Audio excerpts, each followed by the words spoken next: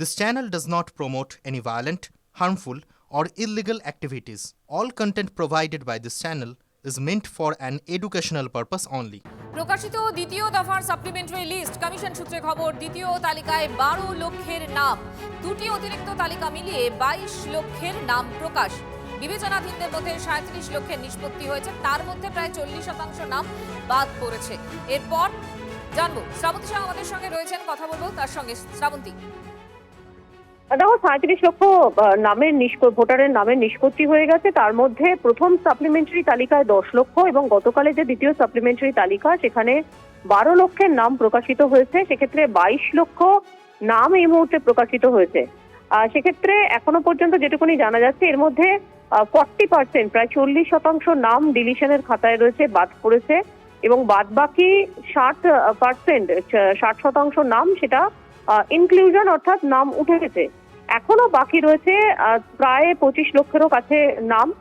Signing হয়ে আসলে যতক্ষণই আসবে সেই পরিমাণ সাপ্লিমেন্টারি তালিকা প্রকাশ হবে। তবে সেই সাপ্লিমেন্টারি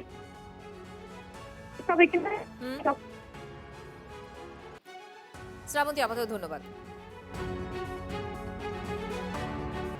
ভোটার তালিকা থেকে নাম বাদ যাওয়ার প্রতিবাদ, রাস্তায় আগুন জ্বালিয়ে বিক্ষোভ, হাসনাবাদ থানার হাবাসপুর ব্রিজের ঘটনা।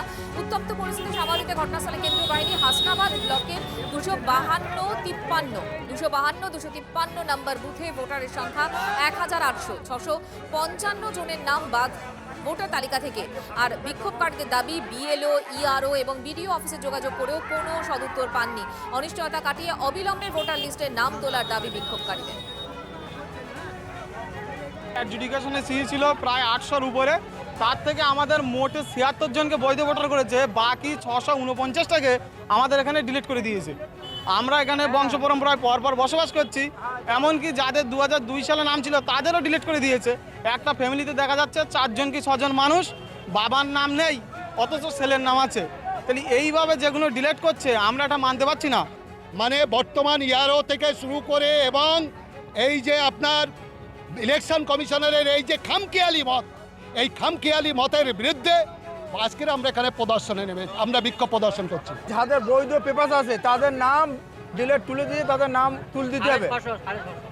আর আমাদের এখানে 4 ঘন্টা অবরোধ চলছে। আমরা স্থানীয় প্রশাসনের মারফতে আমরা আশ্বাস পেয়েছি যে আমাদের নাম আবার পুনরায় সংশোধন হবে, সেই জন্য আমরা রাস্তা অবরোধ তুলে দিয়েছি। রানীগঞ্জের সভা থেকে নাম বাদ নিয়ে কমিশনকে কিভাবে তোপ দাগলেন তৃণমূল সুপ্রিমো মমতা বন্দ্যোপাধ্যায়। তিনি বললেন যে কমিশন সব সীমা পেরিয়ে গিয়েছে। প্রথমেই 58 লক্ষ বাদ, 60 লক্ষ তথ্যগত অসঙ্গতিতে বাদ, 1,20,00,000 অঙ্ক মিলছে নিশানা করলেন মমতা বন্দ্যোপাধ্যায়। শোনাবো কি বলেছেন তিনি। এক একটা বুথে শুনছি 500 ভোটার থাকলে 400 নাম বাদ। এটা কি মজাক হচ্ছে? क्या हो रहा है? लक्ष्मण का एक रेखा होता है जिसको लक्ष्मण का गंडी बोलता है। सीता देवी को कहा गया था आप लक्ष्मण गंडी पार मत करो।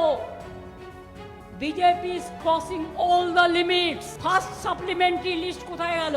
ওটা বলেছিল 1,20,00,000 আর আমি মিলিয়ে দিচ্ছি সংখ্যাটা।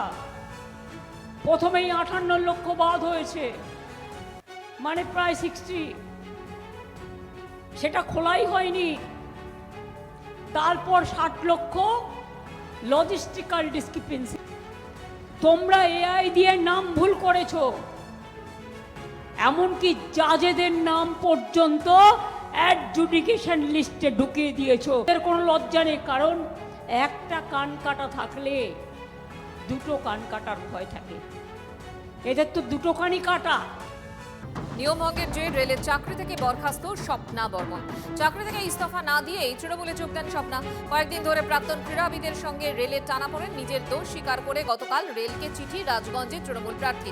এরপরই বরখাস্ত করল রেল। অবসরকালীন সুবিধা পাবেন না স্বপ্না।